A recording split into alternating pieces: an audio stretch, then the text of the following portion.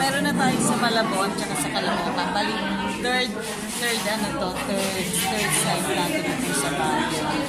Ma'am, how important is this po? Itong ginagawa natin na ito na proyekto ng DNR? Kasi diba yung mga sirang computer, sirang TV, sirang cellphone. Ang tanong, saan mo yun itatapon? Karamihan to, pagka tinapon lang kung saan, meron tayo yung mga waste pickers natin. Dinidismantle nila to para maibenta.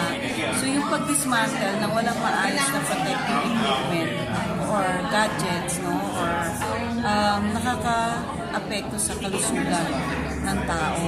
Pangalawa, pag dahil nakakalat yan, nagkakaroon yan na nagkakos yan ng pollution, lalo na sa tubig.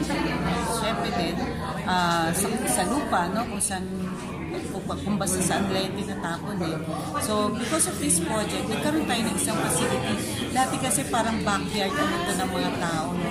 Gagawin nila sa bahay. So, talaga at least, no? Minsan may mga bata, karamihan mga nanay na parang mapantagdag sa kabuhayan nila.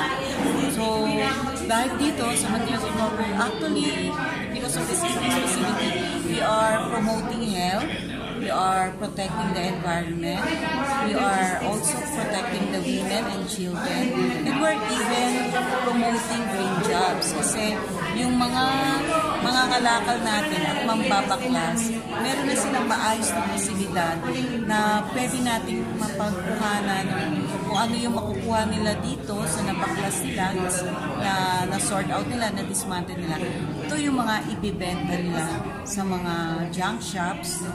At sa iba pang pwede kasi may mga direct